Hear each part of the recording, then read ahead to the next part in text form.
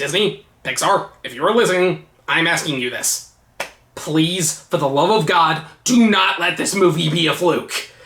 Yeah, I just saw Inside Out 2, and this is a movie I was very much looking forward to because the first Inside Out is one of my top 5 favorite Pixar movies ever. I think it is a fantastic movie. It's engaging, it's funny, it's emotional, it is an all-around great movie. And when they announced those 4 new sequels like this, Frozen 3 and Zootopia 2 and Toy Story 5, this is the only one that I was fully on board because I think there is so much potential that you can do with this, not just in terms of a sequel, but also potentially a series. I mean, they kind of teased it at the end of the last one with the whole puberty alarm, and as you can imagine, they do pretty much what I was hoping they would do with this film, which is not at all a bad thing. This is an overall great sequel. I honestly think it is about on par with the first one, which is very rare you actually see that, but this movie is so freaking good. It completely lived up to the hype. The movie takes place roughly a year after the end of the first movie, and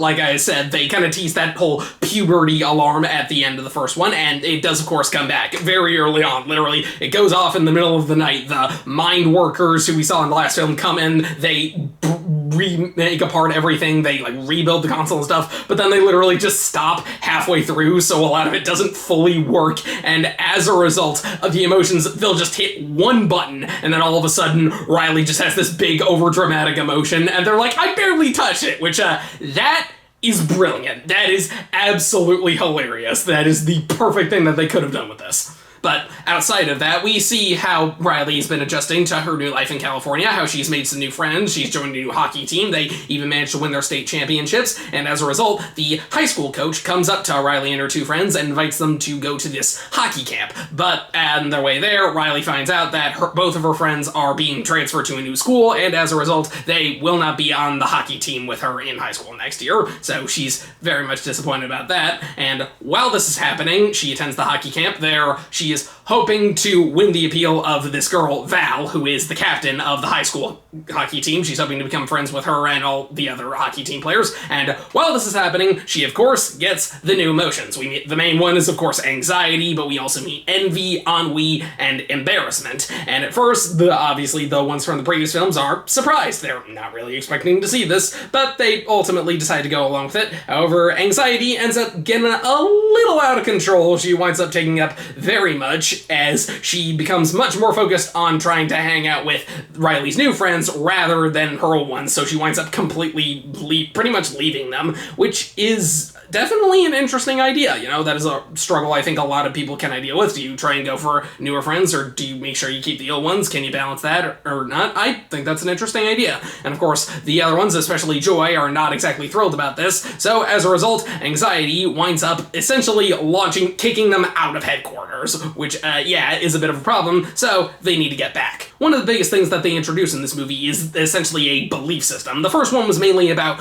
her memories, and especially the core memories that form these islands that form her personality, and that is still briefly touched upon, but that's definitely not the main focus of this one. The main focus is the belief system. Basically, they have this little elevator that they can go down and plant the memories, which grow into some sort of tree that views less Riley's personality and more so just how she views herself and what she thinks is the most important.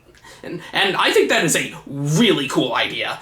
But while they're doing this, any of the bad memories they don't like, either because they think it's something they shouldn't have done or they don't want to think about, they literally launch it away into the back of Riley's mind so she doesn't have to think about it, which, again, that is great. I think that is something a lot of people can relate to. But when anxiety comes in, she winds up taking the belief system and also launching it out along with the other 5 emotions. So first, they need to find that, and then they need to go back to headquarters, while anxiety is essentially trying to build a new one purely out of her memories that tie into her own emotion, which that is another thing I really like, how the parallels between anxiety and Joy, how she is very much what Joy could have been in the first movie had she not gone on the journey with sadness, how she very wants to make it all about just the one emotion because she thinks she's the most important one and that's what Riley needs. And I think that's a really great idea. But I really like how anxiety is not a villain because she has good intentions in the beginning. She just doesn't always have the best method of pursuing those actions, which I really like. Of course, it's worth saying the animation is once again phenomenal. Inside Out is one of the best looking Pixar movies ever, so thankfully that level of quality is kept up with here. And another thing kept up with quality is the world building. That was also one of the most impressive things about the first Inside Out movie, and that is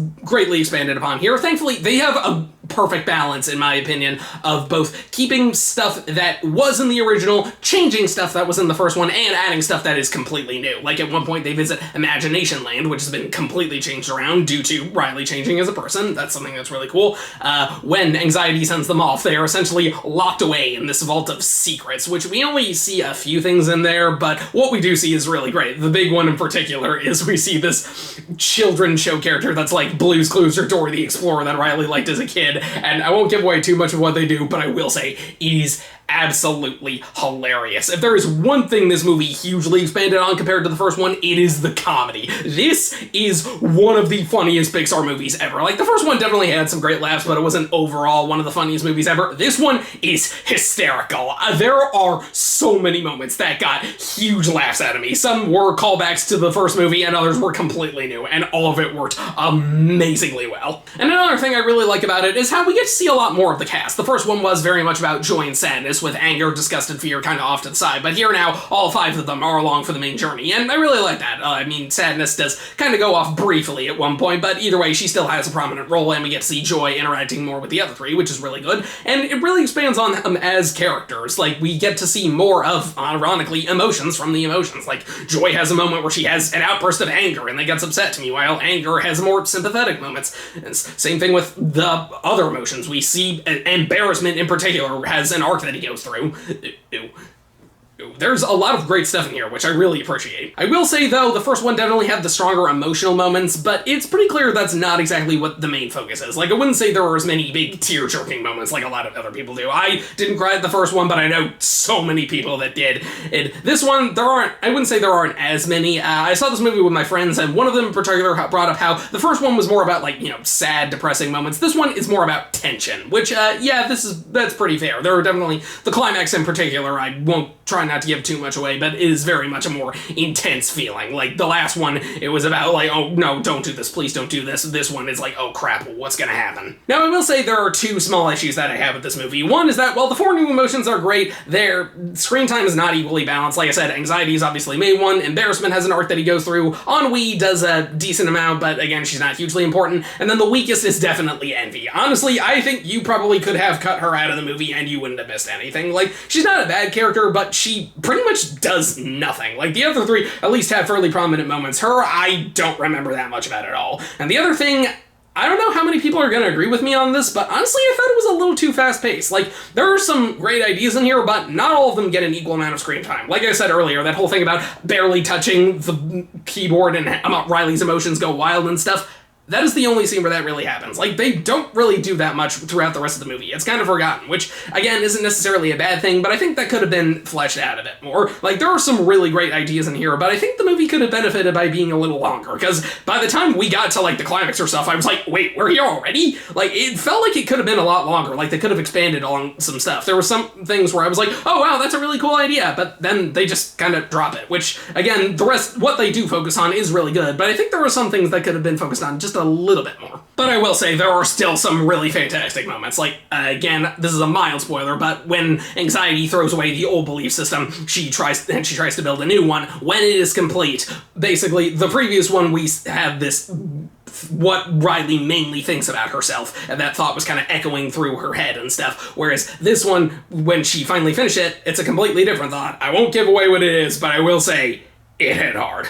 So overall, this is a fantastic sequel. I do think I slightly prefer the first one, but even still, this one is at least on similar levels. This is a fantastic movie. If you were any at all a fan of the first one, it is a high recommendation. I mean, Pixar sequels definitely vary a lot in terms of reception, but I think this is definitely one of the best rated ones. Like, almost everyone agrees it is at least on par with the first one. Whether or not it's better or worse, that's a bit debatable, but either way, it is a fantastic film, and it's definitely what Disney as a whole needed, because, yeah, needless to say, last year did not go so well, and that's putting it lightly, but hopefully this is a good sign of things to come, because all in all, this is a fantastic movie, and I definitely recommend it. Inside Out 2 is an easy 9 out of 10.